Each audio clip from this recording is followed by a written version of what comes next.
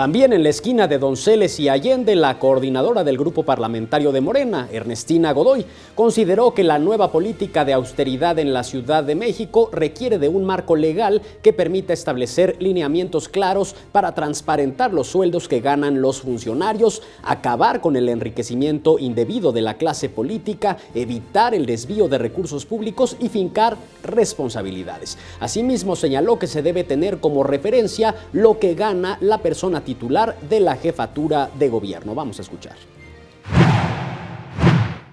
Ninguna persona servidora pública podrá recibir remuneración mayor a la establecida para la persona titular de la jefatura de gobierno.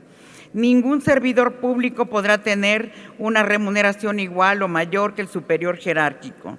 Se propone que la titular de la jefatura de gobierno percibirá un salario mensual neto equivalente a 922 unidades de medida y actualización de la Ciudad de México.